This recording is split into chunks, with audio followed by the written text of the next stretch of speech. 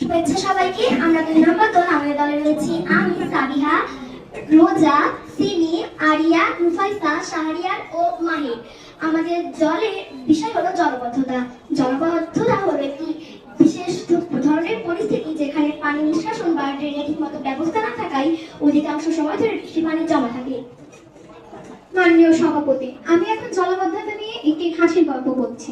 পাশের পাশে একটি রাস্তা এবং রাস্তার পাশে একটি পুকুর আছে, বেশ বড় সড়ো পুকুর। এবং আমি স্কুল থেকে আসার সময় রাস্তাতে হাঁটছিলাম, হঠাৎ করে পিছলে খেয়ে রাস্তায় থেকে পুকুরে পড়ে গেলাম।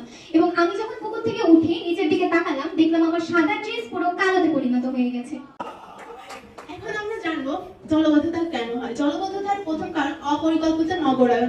অপরিকল্পিত নগরায়নের কারণে কোনো ড্রেনের প্ল্যান থাকে না, যেখানে ড্রেনের প্ল্যান না থাকার কারণে পানি জমাট বাঁধে এবং অতিরিক্ত প্লাস্টিক ব্যবহারের ফলে সেই প্লাস্টিক ড্রেন সিস্টেমে আটকে যায় এবং আটকে যাওয়ার কারণে জলবদ্ধতার সৃষ্টি হয়। জলবদ্ধতার কারণে অর্থনীতিতে অনেক ক্ষতি হয়।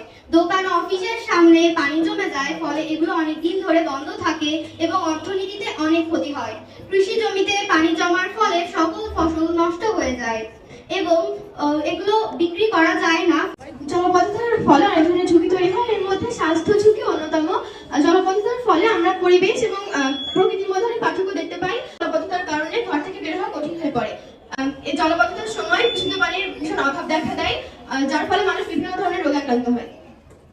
তাহলে প্রশ্ন থাকতে পারে আমরা কি সারাদিনে জলবদ্ধতা থেকে নানা সময় পোহায় যাবো? না, যাবো না। সমস্যার জন্য তুমি সমাধান আছে।